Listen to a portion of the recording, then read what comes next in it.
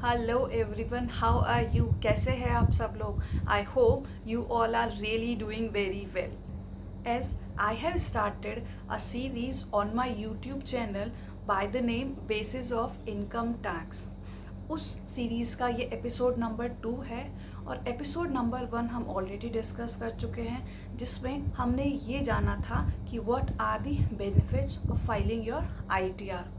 उस सीरीज़ में आगे चलते हुए हम एपिसोड नंबर 2 में डिस्कस करेंगे कि who are mandatorily required to file their ITRs, right?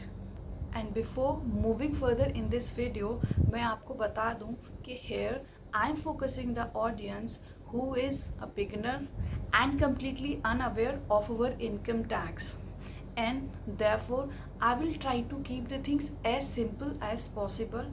और जो लैंग्वेज रहेगी उसमें मैं बहुत ज़्यादा टेक्निकलिटीज़ में नहीं जाऊंगी ताकि आपको ये चीज़ें समझने में कोई भी डिफ़िकल्टी ना हो, and you will get an overview कि how these things actually work. Okay, तो चलिए आगे बढ़ते हैं. तो firstly, if your income is more than the basic exemption limit, then you are mandatorily required to file your return. अब आप मुझसे क्वेश्चन पूछेंगे कि what is the total income here and the meaning of basic exemption limit here. तो मैं आपको दोनों ही चीज़ बताऊंगी. पहले मैं बताती हूँ कि टोटल इनकम क्या है, यहाँ पे हमको क्या टोटल इनकम लेकर चल रही है. उसके बाद हम डिस्कस करेंगे कि बेसिक एग्जेम्पशन लिमिट किस पर्सन के ऊपर क्या एप्लीकेबल होगी. तो टोटल इनकम को यहाँ समझाने के लिए मैं आपको एक थोड़ा सा ओवरव्यू दे देती हूँ कि जो हमारे इनकम टैक्स प्रोविज़न में जब हम टैक्स की कैलकुलेशन करते हैं तो जो हमारी इनकम होती है उसको हम मेजरली 5 हेड्स में डिवाइड करते हैं. ठीक है, तो 1 is your salary income, second is the income from the house property. House property से मतलब कि अगर मेरे पास कोई एक घर है या फिर कोई शॉप है और वो मैंने किराए पर दी हुई है, उससे मेरे को रेंट की इनकम आती है, तो वो जो इनकम होगी मैं उसको शो करूँगी under the head income from house property. ठीक है, इसी तरह से एक थर्ड हेड होता है जिसको कैपिटल गेन बोलते हैं. कैपिटल गेन से मतलब कि लेट्स टेक एन एग्जांपल कि मेरे पास कोई एक लैंड और बिल्डिंग था, मैंने उसको सेल कर दिया, तो जो भी सेल वैल्यू होगी और जो भी उसकी परचेज प्राइस रही होगी उन दोनों को माइनस करेंगे, तो जो भी प्रॉफिट्स उसको आएंगे उसको हम बोलेंगे कैपिटल गेन. और इन केस अगर कोई लॉस भी अराइज होता है तो उसको हम बोलेंगे कैपिटल लॉस. ठीक है, वो दोनों ही चीज़ें हम कैपिटल गेन वाले हेड में शो करेंगे. And the fourth one is the income from the business and profession.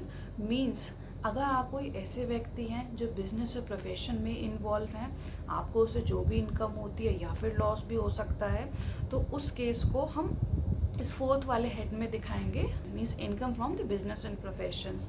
And the fifth one is the income from other sources. This is actually a residuary head.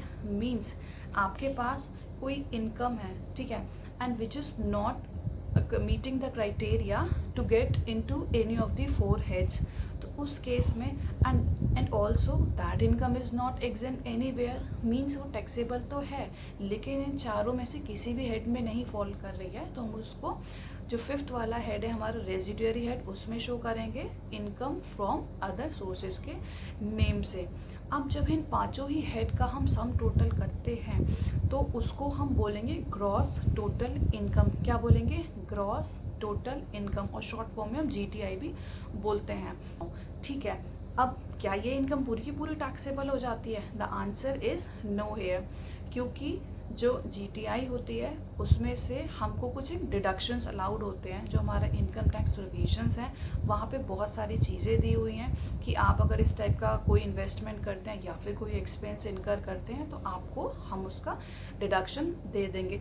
For example कि जैसे आप अपने PPF में amount deposit करवा देते हैं तो वो जो डिडक्शन है वो मेरी जो GTI होगी उसमें से उस डिडक्शन को माइनस करूँगी, तो जो भी डिफरेंस आएगा उसको हम बोलेंगे नेट टैक्सेबल इनकम. जी हाँ, अब जो ये वाली इनकम होगी उस पर ही हम अपना इनकम टैक्स कैलकुलेट करते हैं. तो ये एक पूरा स्ट्रक्चर हो गया जो हमारी पूरी इनकम को दर्शाता है कि कैसे कैसे हमारी इनकम रहेगी. तो अब क्वेश्चन आता है कि हमें कौन सी इनकम को कंसिडर करना है टू डिटरमाइन कि whether I am required to file my ITR और नॉट। तो जो आपको जो ग्रॉस टोटल इनकम वाली फिगर बताई थी ना, वो हम पांचों हेड का जो सम टोटल करते हैं उसको करके जो फिगर आती है, हमें उस इनकम को कंसिडर करना है, ठीक है। अब हम ये देखते हैं कि बेसिक एग्जाम्पशन लिमिट क्या एप्लीकेबल होगी मेरे लिए। तो इसको हम 3 पार्ट्स में समझेंगे, ठीक है। तो वन इज़ कि if you have not attain the age of 60 years, मतलब आप 60 साल से कम हैं जिस भी पर्टिकुलर फाइनेंशियल ईयर में, तो आपकी जो बेसिक एग्जाम्पशन लिमिट होगी वो 2.5 लाख होगी। और आपको ITR तभी फाइल करना है जब आपकी इनकम 2.5 लाख रुपए से ज़्यादा होगी। द सेकेंड केस इज़ कि if you have attend the age of 60 years और more but less than 80 years in any particular financial year. In that case, the applicable basic exemption limit to you would be ₹3 lakhs। मतलब कि अगर आप एक senior citizen हैं, आप 60 साल के हैं, 60 साल के हैं लेकिन 80 साल से कम है और आपकी इनकम 3 लाख रुपए से ज़्यादा है, आपको तभी ITR फाइल करना ज़रूरी है। केस नंबर थर्ड इज़ कि if you have attained the age of 80 years or more in any particular financial year, in that case the basic exemption limit applicable to you would be ₹5 lakh।